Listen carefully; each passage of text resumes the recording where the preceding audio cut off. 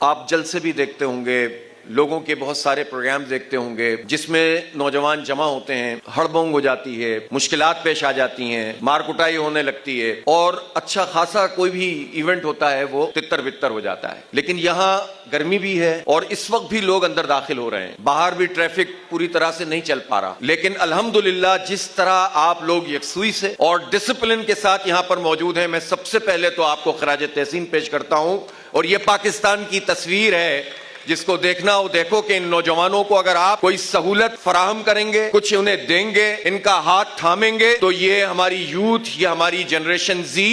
یہ ڈسپلن بھی بنے گی اور بہت بہترین طریقے سے پاکستان کو آگے لے کر جانے کی صلاحیت رکھتی ہے۔ اس لیے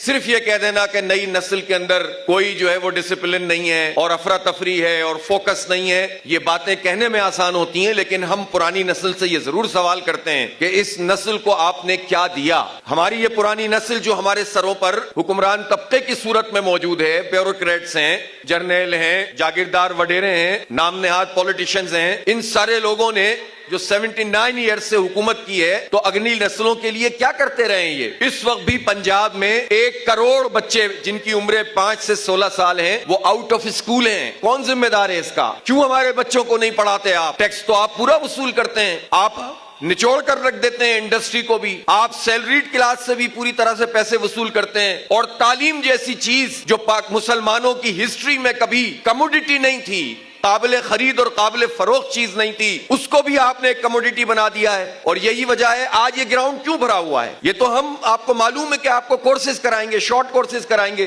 تو یہ شارٹ کورسز میں ایسی کیا بات ہے کہ آپ لوگ یہاں پر آئے ہیں؟ اس لیے آئے ہیں کہ آپ پڑھنا چاہتے ہیں، آگے بڑھنا چاہتے ہیں، اور دوسری بات یہ ہے کہ آپ کو اعتماد ہے کہ آپ جس ادارے کے اس پروگرام میں شامل ہو رہے ہیں یہ آپ سے صرف وعدہ نہیں کرے گا، ڈیلیور بھی کرے گا، اور انشاءاللہ ہم ڈیلیور کریں گے، اس لیے کہ ہم آلریڈی کر رہے ہیں۔